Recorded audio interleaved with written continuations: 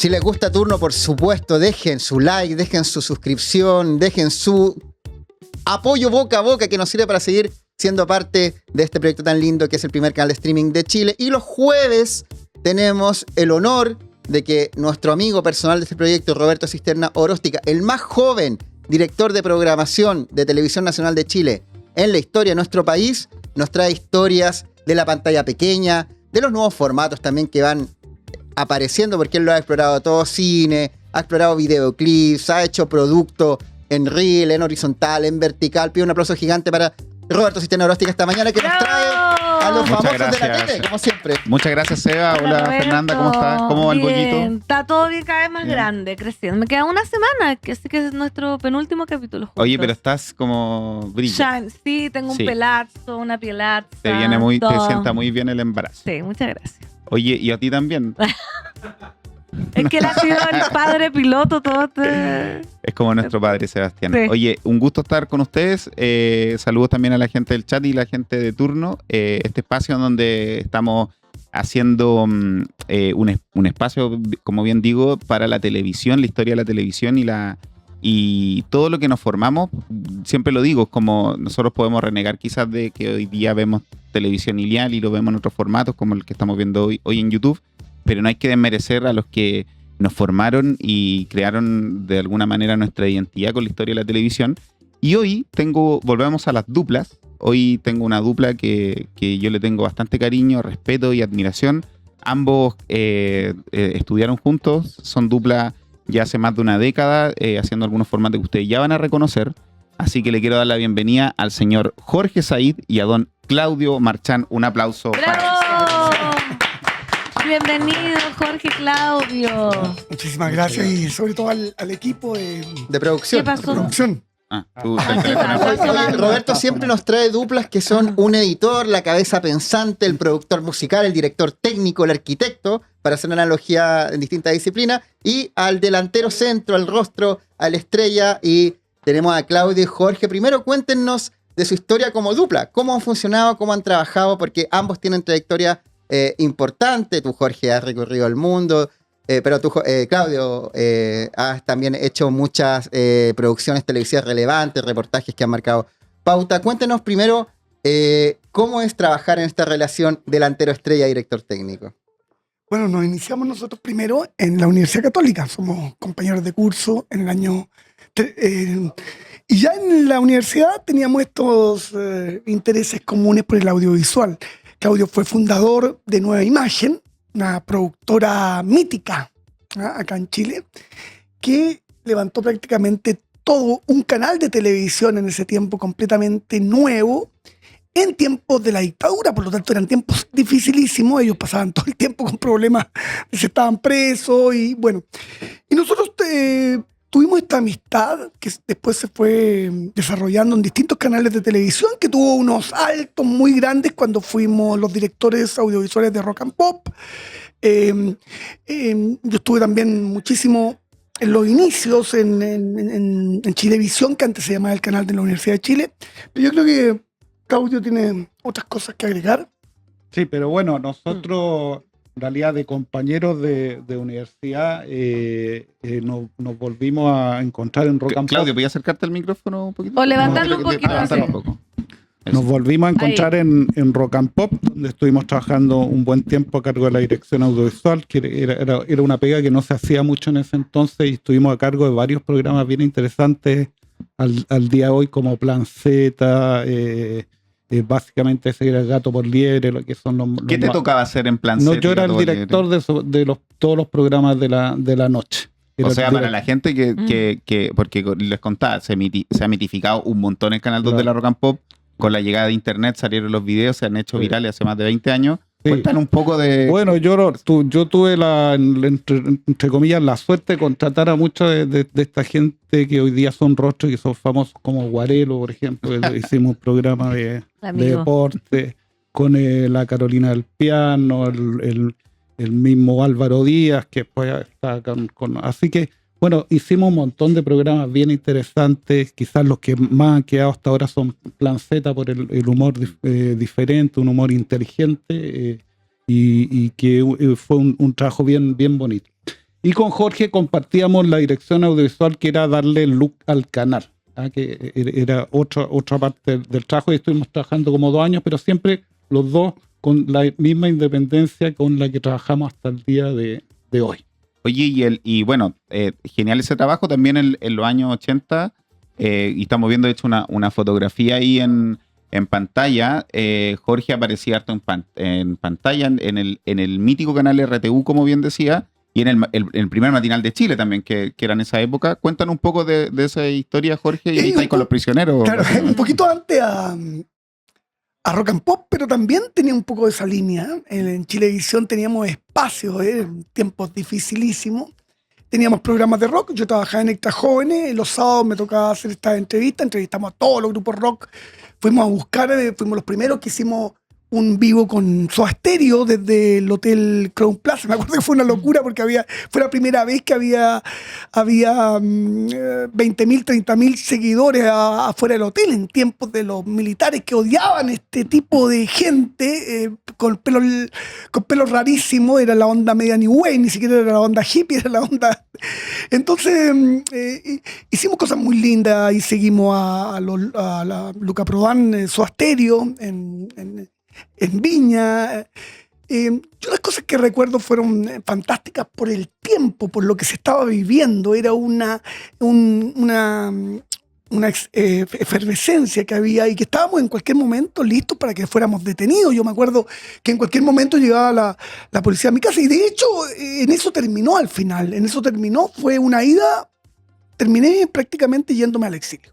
Fue un exilio intelectual, fue una necesidad de que ya no se podía hacer. ¿En qué año te fuiste? Me fui como el año 88. Tenía que salir de acá y primero ganamos una beca por el Instituto Chileno-Francés, que hacían un festival. Yo gané el Festival de Videoarte y me pude ya ir definitivamente. Por eso que hay una gran parte del periodo de la reconquista de la democracia que yo me la pierdo completamente. Son casi 20 años que estoy fuera. En Francia, básicamente, España un poquito y Estados Unidos. O sea, es más o menos 10 años en cada uno de estos dos países. Y cuando vuelvo acá, ahí ocurre algo muy, muy interesante. En un momento decido volver a estar enfrente de la cámara. Yo había estado 20 años como director y la verdad que tenía un trabajo bastante bueno porque era director de comerciales. Y allá afuera. En Estados Unidos, sí, hacíamos comerciales para el mercado latino. Con un chileno que acá se hizo bien famoso porque venía a dar plata para la Teletón, José Luis Nazar, uno que viene con sombrero. Las donaciones de Nazar. El que se subía en el Estadio Nacional. Sí. Y con José Luis, bueno, ya ahí hacíamos muchos comerciales, hacíamos 100 comerciales al año y hacíamos comerciales, los metíamos en el mercado latino, éramos de los más. Entonces, bueno, era un trabajo que daba mucho dinero, pero muy poca gratificación personal, porque en el fondo yo me sentía que yo era un reportero y en un momento empiezan las revoluciones en la revolución árabe y las primeras revoluciones ciudadanas, y también coincide con un momento importante en que hay una temática por fin completamente internacional. Al mismo tiempo hay la aparición de las redes sociales, pero de una manera importante. Las redes sociales han aparecido hacia el 2005, pero hacia el 2010 ya se empieza a hablar muchísimo de YouTube. Y yo aparezco ahí y coincide también con que algunos creadores de tecnología, como Canon, por ejemplo, sacan estas cámaras en las cuales se puede grabar en alta definición y al mismo tiempo se puede grabar en buena calidad, con lente gran angular, y de alguna manera aparezco como me da un poco de lata decirlo, pero realmente comenzamos como uno de los primeros creadores de esto de ser youtuber. Uh-huh. Y ahí esto del youtuber lo empiezo a hacer con las revoluciones ciudadanas. En España primero, en Nueva York después, y comienza la primavera árabe. Cuando comienza la primavera árabe recorrimos todos los países y van cayendo uno a uno los dictadores, primero en Túnez, pasamos a Libia con Gaddafi, en Túnez y en Egipto con Mubarak. Y de ahí nos vamos a Siria, donde Bashar al-Assad resiste. Todo esto hace que de alguna manera se crea una nueva forma de hacer televisión. Y cuando yo ya tengo 10 productos, digo, voy a completarlo. Me voy a India, me voy a China, me voy a los países más importantes, Rusia, y paso por Santiago de vacaciones. Y me junto con Claudio, siempre uno se junta con los ex compañeros de la universidad. Y le digo a Claudio, mira, tengo todo este material, ¿tú crees que a alguien le puede interesar esto? Pero yo creo que yo ya sabía que la idea era una serie. Yo ya le cuento a Claudio, yo más o menos tengo 10 programas. Me dice, veámoslo, pues Claudio estaba como editor en Chilevisión. Y ahí me presenta a la gente de Chilevisión, a la Carola Silva, y coincide con una ley que sale acá, que los canales tenían que tener 8 horas de la ley de la cultura. Y resulta una cosa bastante sorprendente, que en los 4 canales donde voy se interesan por este programa. Finalmente nos quedamos con Chilevisión, y ahí empiezo de nuevo a renovar mi amistad y mi colaboración con Claudio, no mi amistad, digamos, pero amistad lo tuvimos siempre.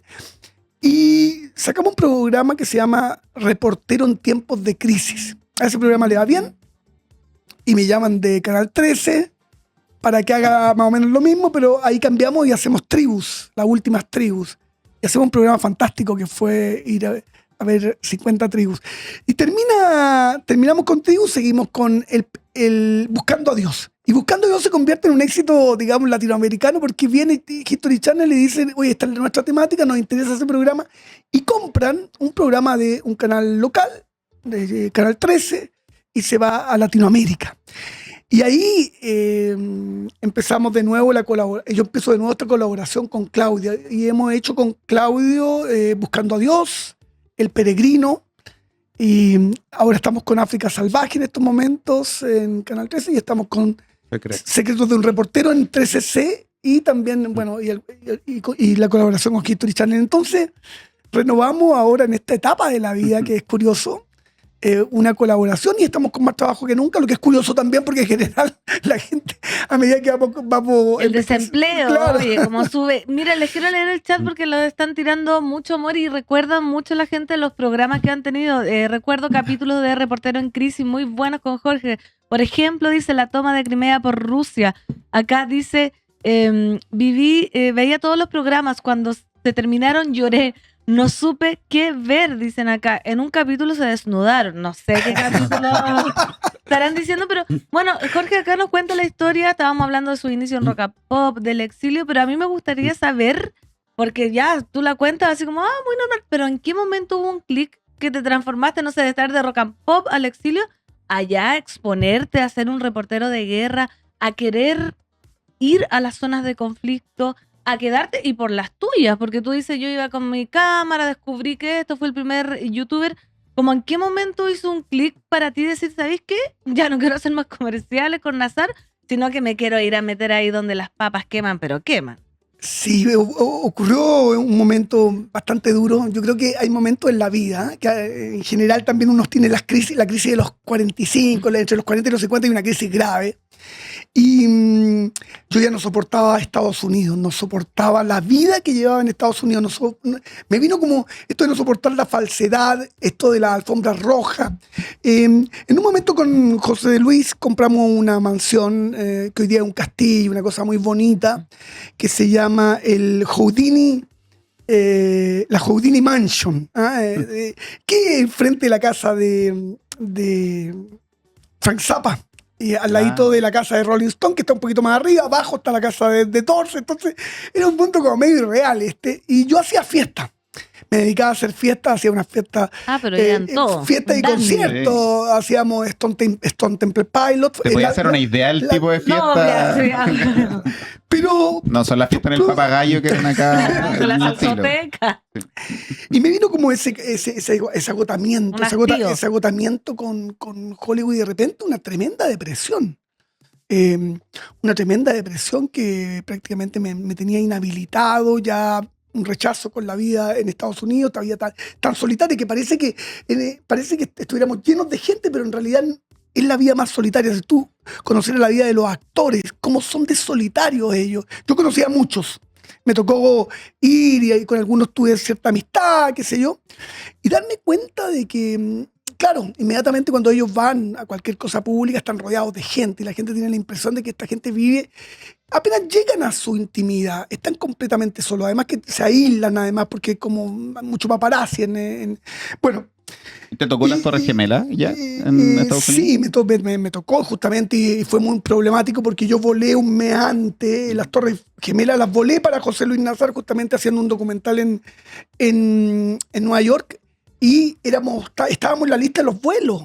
Estábamos en la lista de la gente que había arrendado helicóptero un mes antes de la cosa. Entonces, hubo un momento ahí cuando ocurre esto y yo me metí prácticamente debajo de la cama en mi departamento. Hago el link porque para Occidente, por lo menos, es como el momento donde explotó todo este tema y el tema con el conflicto con Irak, qué sé yo. Claro. Explota con eso. Entonces, hago el link que quizás a partir de eso fuiste y decidiste también tomar este nuevo rol. Que por lo demás es un cambio drástico en tu formato de vida. Claro, yo decidí, y para cerrar con tu pregunta, porque es una pregunta buena, porque realmente un cambio total, radical, dejar todo, abandonar prácticamente todo, con una disolución eterna.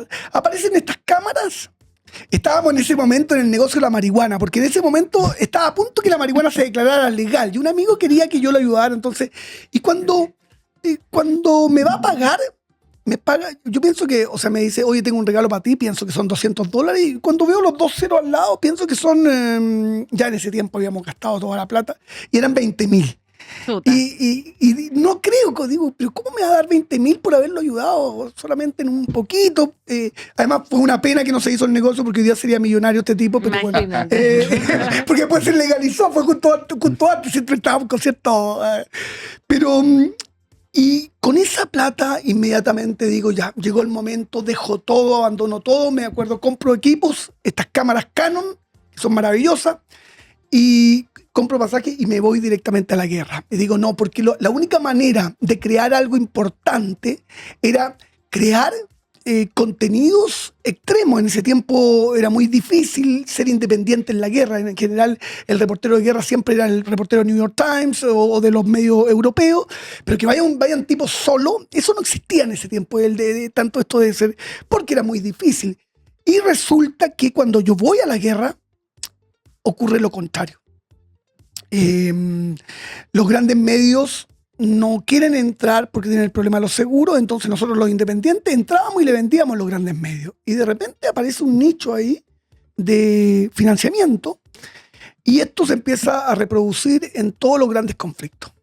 Y ahí me viene una pasión por el periodismo extremo, por estar ahí, por darle voz a los que no la tienen, por esto de ser independiente, por grabarme a mí mismo. Yo pensaba llevarme a alguien, porque era muy desconfiado de verme yo en pantalla, había perdido esa confianza. Y en ese momento me doy cuenta que no, que lo puedo hacer yo, que no hay problema, y empieza Canal 13 a comprarme un montón de despachos, y entre los despachos de Canal 13, que me pagaban de acá, y lo que me pagaba el país, Univisión, y entonces empiezo a colaborar con una treintena de medios, que además ni siquiera fui yo a contactarlo, ellos me contactaban a mí porque buscaban en internet quién está en tal conflicto, y no había nadie que hablara español.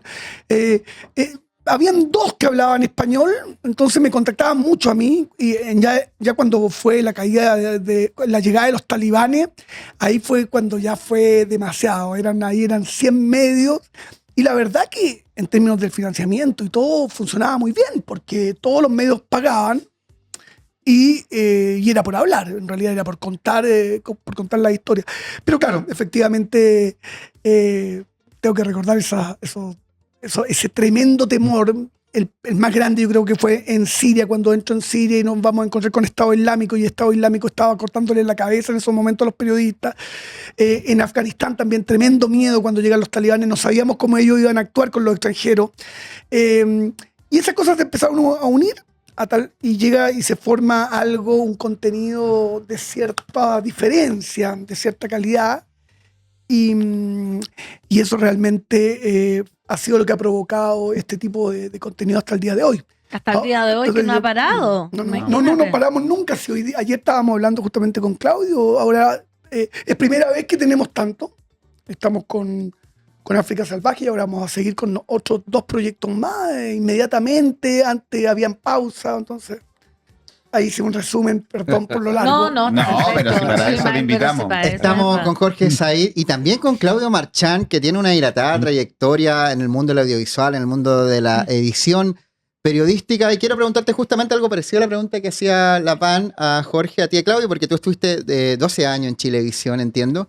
Y también tomaste la decisión de abrir Melino Montt, que es como la plataforma que tiene para hacer este trabajo junto a Jorge. Tú estudiaron juntos en la Universidad La Católica, tú en la época de la dictadura también trabajaste en Teleanálisis, hiciste ese reportaje de las armas de la paz, creo que se llamaba, Sí, sí. el que era del plebiscito del 88. Sí.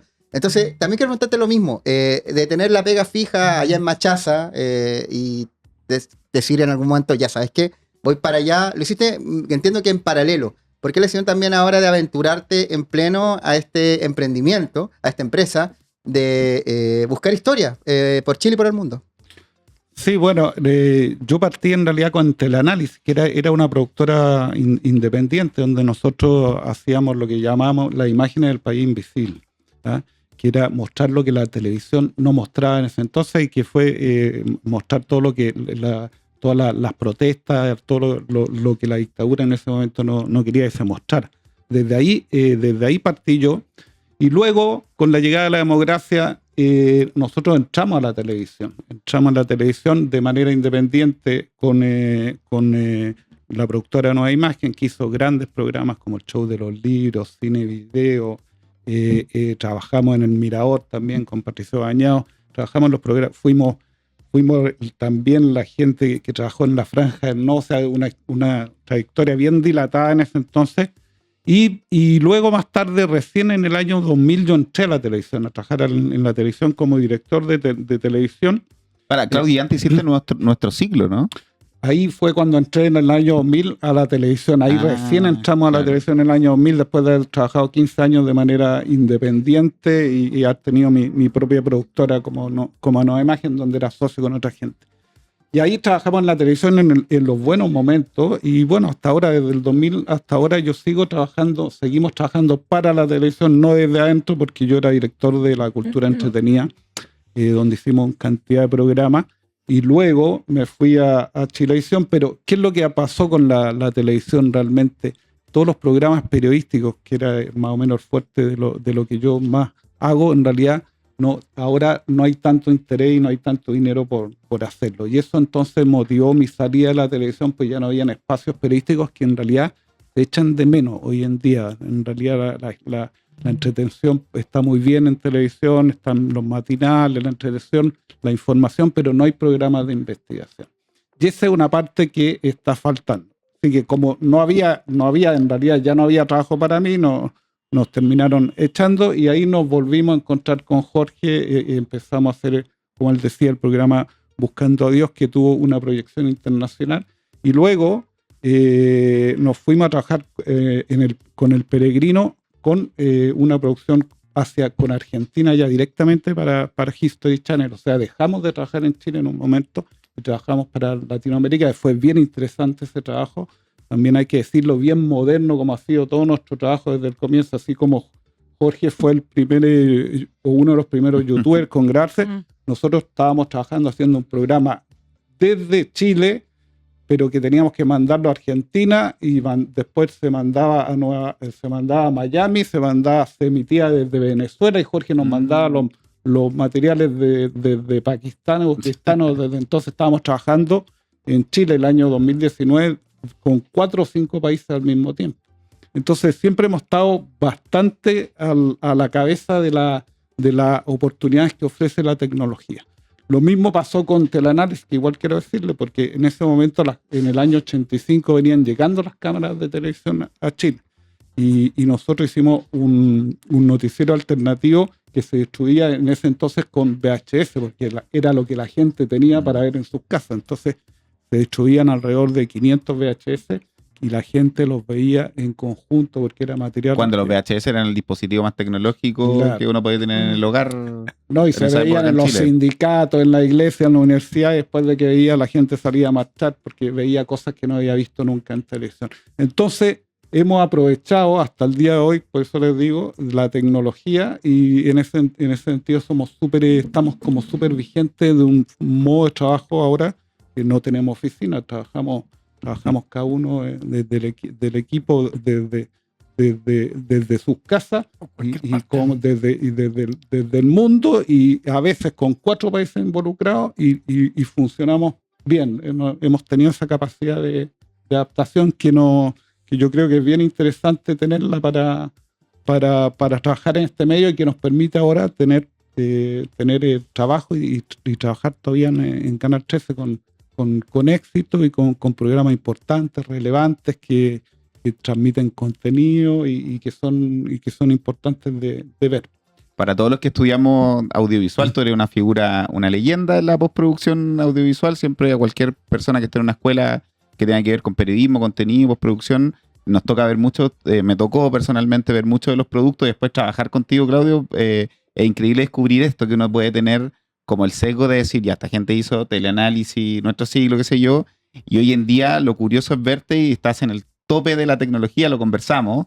Efectivamente, cuando yo los vi cómo producían, ustedes, y por eso la invitación de la dupla, es una dupla, ustedes se resuelven bastante solos. O sea, Jorge lo contaba recién, él graba solo. O sea, para que la gente lo sepa, esto no es que va con un equipo de producción, Jorge, si bien es cierto, me comentaba, crecido, pero particularmente, y la característica y la identidad del producto es que es un producto en primera persona, que hoy en día es la norma. O sea, vemos unos youtubers, Clavero, ponte tú, que es uno muy conocido, o el mismo Luisito Comunica, qué sé yo, sí, que instalaron este formato de grabarse solo y que uno lo consume regularmente en YouTube con muchas visualizaciones, porque venía de hace un tiempo haciendo este formato, pero increíblemente para la televisión, que la televisión generalmente no permite este tipo de cosas, y ustedes lo lograron surfear. Y por otro lado, Claudio, que tiene que recibir toda esta ola de material, me imagino lo que debe ser ese material de Jorge, que debe ser diverso y no tan como ordenado, sino que hay que ordenarle y darle una narrativa, y para los que hemos visto los productos que han hecho, esa narrativa se logra. ¿Cómo ustedes han visto este tema de compatibilizar quizás estos formatos con también esta nueva ola de contenido? ¿La ven bien? ¿Se sienten parte también de esa camada como de gente que genera contenido en YouTube, qué sé yo? ¿O la miran con distancia? ¿Cuál es la relación que tienen ustedes con estos nuevos realizadores? Bueno, nosotros ahora, por ejemplo, recién ahora en África Salvaje, yo estoy grabando con 5 o 6 dispositivos al mismo tiempo, y es lo que tú decías, un desorden y un lío. Pobre Claudio, sincronizar. Y especialmente ahora con las cámaras 360, porque estas cámaras 360 permiten grabarse de todos los ángulos, por atrás, por adelante, con un tremendo palo de 4 metros que parece un dron, entonces no se necesita el dron. Al mismo tiempo se hunde en el agua, se saca del agua, se lleva. Entonces estamos hablando de una cámara submarina, una cámara dron, una cámara que se lleva para atrás, y que al mismo tiempo permite que los editores puedan sacar tomas caminando en el mismo momento desde cualquier ángulo. Entonces ya los editores tienen que aprender a usar estos nuevos software.